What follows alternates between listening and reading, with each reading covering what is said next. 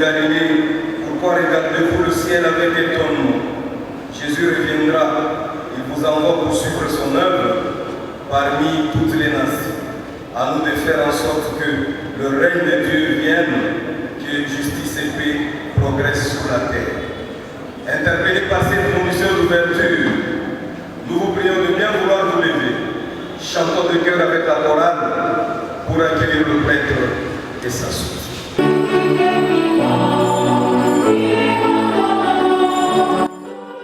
En ce dimanche 16 mai 2021, l'Église Notre Mère célèbre la solennité de l'Ascension de l'année liturgique B. L'Ascension clôture le temps des apparitions de Jésus ressuscité. Elle achève ainsi d'éclairer le mystère de Pâques. La résurrection n'est pas un simple retour à la vie. Elle est l'entrée dans une vie nouvelle, un nouveau mode de présence du Christ vivant parmi nous.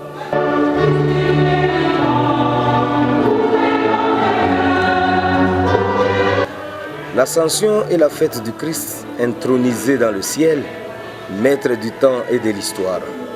Mais Jésus ne s'évade pas du monde, au contraire, sa présence n'y est plus limitée à un temps et à un lieu, elle s'étend désormais à tout l'univers. L'Ascension est le triomphe du Christ et elle est aussi notre propre élévation. Nous sommes appelés à la même dignité. L'Ascension, c'est aussi notre envoi en mission. Aux apôtres qui restaient les yeux fixés sur le ciel, deux hommes vêtus de blanc disent « Viri Galilaeem, quid admiramini, aspientens in celum » Hommes de Galilée, pourquoi regardez-vous le ciel avec étonnement? Jésus reviendra, il vous envoie pour suivre son œuvre parmi toutes les nations. À nous de faire en sorte que le règne de Dieu vienne, que justice et paix progressent sur la terre. Depuis le commencement, dans la première lecture, elle est tirée du livre des Actes des Apôtres, au chapitre 1er, les 11 premiers versets. Les Actes des Apôtres sont dédicacés à un certain Théophile qui en a sans doute financé la mise par écrit. Il s'ouvre par le récit de l'Ascension et la promesse de l'Esprit Saint. Ce texte nous dit que les apôtres et l'Église sont chargés de poursuivre l'œuvre de salut initiée par le Christ. Frères, moi qui suis en prison à cause du Seigneur. La deuxième lecture est extraite de la lettre de Saint Paul apôtre aux Éphésiens, au chapitre 1er, du 17e au 23e verset. La lettre aux Éphésiens invite les chrétiens à comprendre la gloire à laquelle ils sont appelés à la suite de Jésus-Christ. Le triomphe du Christ est en effet une promesse pour l'Église dont il est la tête. Puissions-nous en être des témoins convaincus.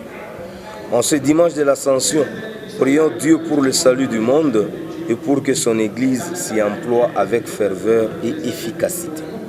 Pour l'Église, qu'elle soit missionnaire, approfondissant toujours et portant toujours plus loin l'annonce de la bonne nouvelle, prions le Seigneur. Pour tous ceux qui croient en Dieu, que leur foi ne les détourne pas des tâches terrestres, mais leur donne de les accomplir avec fidélité, prions le Seigneur. Pour la paix, que le Christ ressuscité annonçait à ses apôtres que ceux qui ont une responsabilité dans la société s'emploient à la construire et à la sauvegarder, prions le Seigneur. Pour les jeunes, qu'ils aient une sainte volonté de s'élever et de grandir dans le Christ, prions le Seigneur. Pour nous tous ici rassemblés, que l'amour de Dieu fasse de nous des bâtisseurs de son royaume, prions le Seigneur.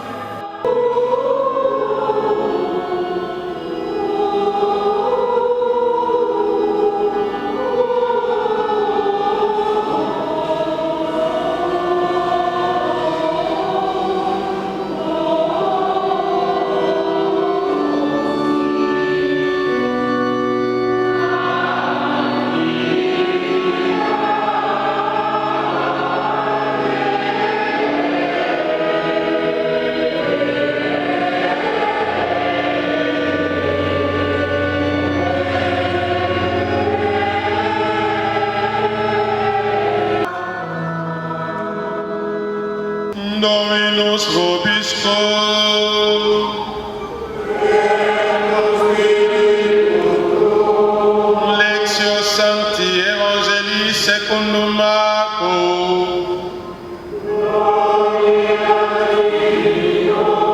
Aujourd'hui, on nous a donné un thème très capital. Je cite, le Christ nous donne une mission. Fin de citation.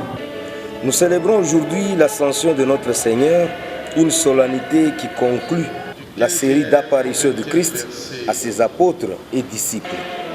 Elle est en même temps son au revoir après avoir fidèlement accompli jusqu'au bout la volonté du Père.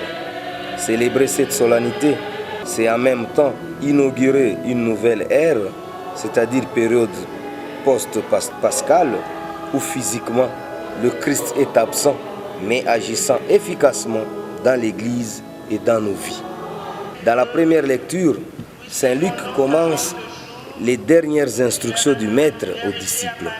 Une instruction qui s'accompagne de la promesse de l'Esprit Saint comme celui qui viendra tout recommencer et tout changer.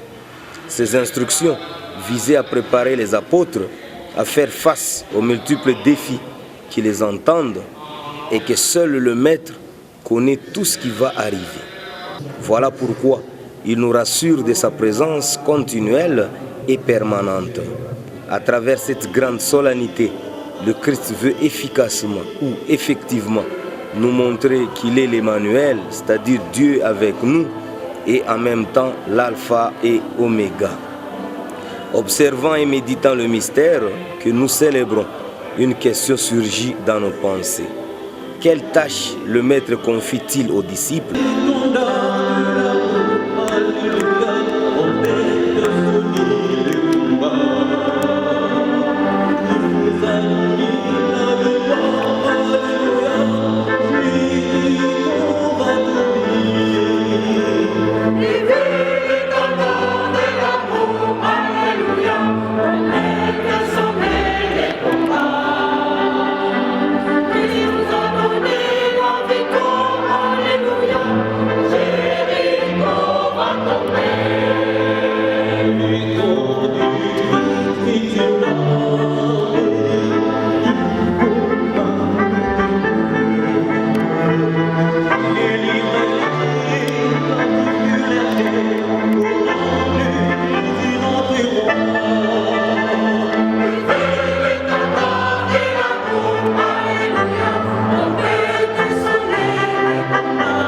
C'est celle d'aller partout dans le monde annoncer la bonne nouvelle.